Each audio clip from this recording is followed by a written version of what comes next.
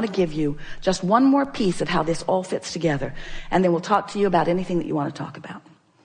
It is our expectation that you're going to live happily ever after as a result of this understanding that's going to come fully, momentously into your conscious awareness.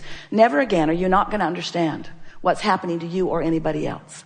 You're going to understand the laws of the universe so vividly that you will never again wonder why it's happening to you the way it is, why it's happening to anybody else the way it is.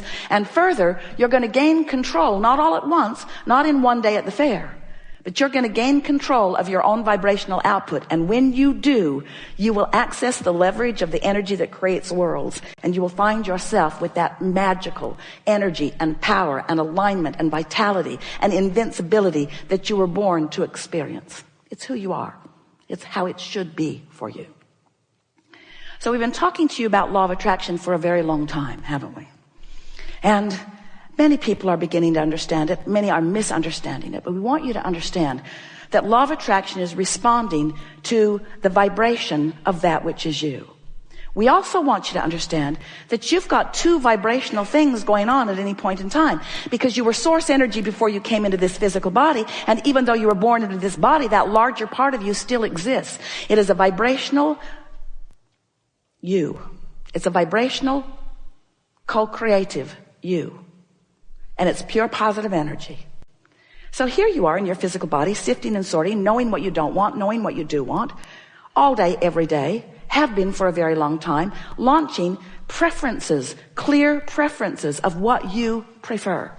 And each one of these vibrational launchings is received by the larger part of you. In other words, vibrationally speaking, the source within you is evolving and expanding as a result of the life that you're living here in this physical body. When you see someone hungry, you want more food for your planet. When someone is rude to you, you want nicer people in your life and in the lives of others. In other words, you are constantly expanding and improving through the life that you are living. And the source within you is taking that expansion immediately. So we've been then explaining to you that without even knowing it, you've been creating this vibrational reality. It's the vibrational version that precedes the manifested version. And we explained to you that the source within you is collecting and becoming all that you are asking for. And then you say, well, if that's true, then why is my life not improving? And we say, for one very easy to understand reason. You're launching the rockets by knowing what you don't want, but then you're not practicing the vibration of what you do want often. Instead, you're beating the drum of justification of why you want the improvement. And that's that efforting factor that we're talking about that is not serving you. You're trying so hard to get what you want by pointing out that this isn't fair and this is unjust, and Kate shouldn't have won that, and they don't want me to win. In other words, as you feel the unfairness and then you stand in the justification, because there's a part of you that knows, you innately understand that you are supposed to be winning. You are supposed to be feeling good. And when you're not, you understand that there's something wrong. And then you go about trying to explain why it's wrong and how long it's been wrong and what's really wrong about it and how others agree with you that it is wrong. So you continue to practice the vibration, a frequency that disallows what you want. So in order to help you bridge that gap between who you've become and who you're allowing yourself to be, we are offering a series of analogies. We wanted you first to understand that there is a vibrational version of you that you have access to, but you have to practice yourself into alignment with it. And on some subjects, that's easy for you to do because you've been practicing it, and on other subjects, it's more difficult for you to do. So then we began explaining to you, yes, there is the non-physical version of you, which you are contributing to constantly. This is just not the non-physical part of you that was before you were born that now you're trying to catch up with. This is the non-physical part of you that has been expanding and evolving as a result of the life that you're living here in this physical body. So this vibrational version, this vortex version of you exists. It is a reality that you have access to, but you've got to find the frequency. Just like you've got to broadcast and receive with your transmitting mechanisms. You can't set your radio dial on 101 AM and receive what's being broadcast on 97 FM. You have to be on the frequency that the broadcast is coming from. So this vortex version of you is broadcasting this prosperous, vibration of well-being, of alignment, of co-creation, of rendezvousing with all good things. The question is, are you on that frequency? And the answer is, if you feel good, yes. If you feel bad, no. Positive emotion means you're on the frequency or moving in on it, and negative emotion means that you're not. So then, as we've watched you, we've been calling this gathering the art of allowing for a number of years, because it's all about you figuring out how to allow that alignment. You figuring out how to hold a frequency consistently enough that you own it, that you know it, that you are it, that you be it. To establish a point of attraction with enough consistency that you allow momentum. Did you get that? Enough consistency that you allow momentum. Because when you say, I want it, but there's no momentum. I would like that, but you see, it's been hard for me. I want that, but my life's been very difficult for a very long time. Let me tell you the ways in which it has been difficult. And we say, stop talking about the ways in which it has been difficult, because you're killing the momentum of the desire that you just gave birth to. You gave birth to it and didn't allow it to get going. You give birth to it and don't allow it to get going. But imagine if you give birth to it and allow it to get going. If you give birth to it and allow it to get going. If you identify a new desire and are general enough in your conversation. So we began talking to you about your point of attraction. And it seemed like a good way to describe it. It's like a grid that will be filled in later with the manifestations. It's like a framework. It's like the frame of a building that starts out sort of scanty. You can sort of kind of tell what it's going to be like, but all of the textures and fabrics and details are going to come later. You're going to choose them as you go along, and you're going to fill it out and flesh it out with all of the magnificent, delicious details. So you have this point of attraction, this grid. If you've been following us for a while, we've been talking to you about your emotions and what they mean. You heard us today say that negative emotion means you've got a vibration going on that you're not up to speed with. And that positive emotion means you've got a vibration going on in your vortex that you are up to speed with. So today we want you to contemplate that these emotions, which go all the way from appreciation and love and ecstasy, passion, fulfillment, love, that feeling of invincibility, that feeling of eagerness for life, you know how that feels, all the way down to despair, to a feeling of fear, to a feeling of disempowerment, to a feeling that they don't want me to win, that feeling of having no control of your life. And of course, there's every imaginable emotional word or feeling in between all of that. So now we want you to realize that you are a vibrational being, and that you've got a momentum going.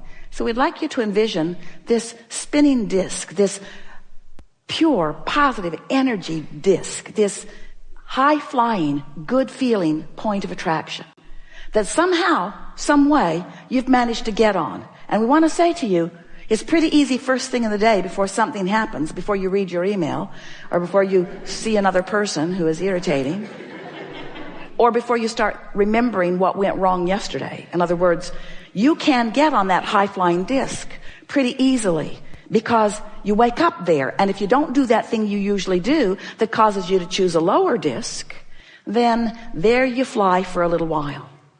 And we want you to just speculate the kinds of magnificent things that you have incrementally put into your vortex of creation that will now flow seamlessly, effortlessly, quickly, through the path of least resistance into your spinning grid, into that high-flying, good-feeling grid. Esther's been having a lot of fun with this visual because she's discovered that if she cares about getting on it, she most always does. And if she cares about staying on it, then she's mindful of the 17-second scenarios that might take her from it. And she's also become really good at what we were offering to you earlier about if she's falling and the momentum is strong, don't beat up on Esther about it. Don't beat up on yourself. Just take the fall and set forth the intention that tomorrow you're going to get back on it. So if every morning you decide you're going to get on it, first couple of days you probably won't make it to breakfast before something takes you from it. But eventually it's where the momentum of that which is you feels most natural.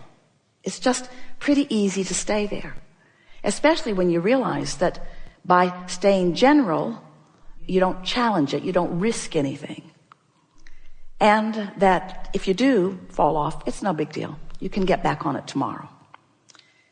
So last week, Esther announced to us, Abraham, I refuse to accept that I have to wait till tomorrow morning to get back on the disc. Because I like being on it so much. And I'm clearly not on it right now.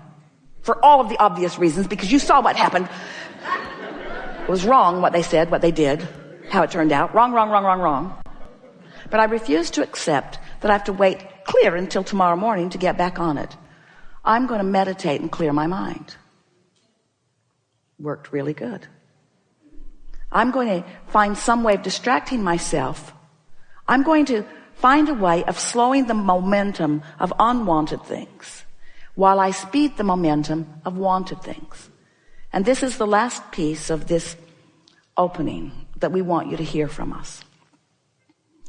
Make no effort at slowing negative momentum, because it just speeds it. Because this is a universe of inclusion. There's no exclusion. It's all about attraction. So when you're not going to think about that thing that you're thinking about, then you're thinking about that thing you're not going to think about. And as you're thinking about that thing you're not going to think about, you're thinking about that thing you're not going to think about. And the momentum is getting stronger and stronger and stronger. And you're feeling worse and worse and worse and getting all animated about the injustice of what you're feeling. They just don't want me to win, you exclaim. And we want you to understand that it's all about what you're doing. And when it doesn't feel good, just lay as low as you can lay, as fast as you can do it. So rather than trying to stop negative momentum, your work, this is your assignment for the rest of your life. We never give homework, but today we're going to. Find ways to get positive momentum going. That's it. That's your work. Get on the disc. Stay there as long as you can. If you fall off, no big deal. Get back on as quickly as you can. If you fall off, no big deal. Get back on. Until what will begin to happen is you'll have enough positive momentum that you'll begin feeling what the true power of influence is that we've been talking about. If you're having a no good, very bad day, Esther will say, clearly I'm on the ornery disc. And I can tell I'm on there because there's ornery people all around me. Or I'm on the defensive disc. And your tendency, Esther's too, is to want to blame the other ornery people. Because if they weren't there with her and being ornery, she'd feel a lot better. But we want her and all of you to understand, she met them there. She met them there. It's like going to the ornery meeting. Where's the ornery meeting? Where's the ornery meeting? I want to meet new ornery friends. Like to be flipped off by different people in traffic today than usual. So when you begin to accept that you chose the disc and that they just met you there, it sort of takes the sting out of what they're doing, what it feels like they're doing to you, especially when you begin to accept that you have the choice of what disc you're on. And today, we think you understand it more clearly than ever before. That you have a choice of what disc you get on. And the earlier you choose it, the better chance you have of choosing the one you mean to choose.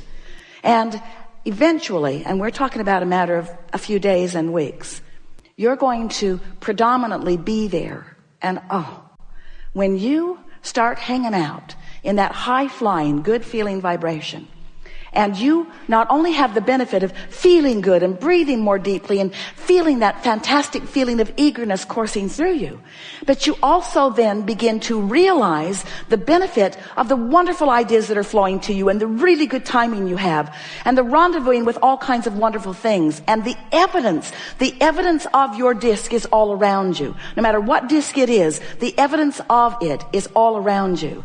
Then you'll begin to understand the invincible you. You'll begin to understand that you are the creator of your own reality. You'll begin to understand you always have been and you always will be, but you'll begin to exercise more deliberate control.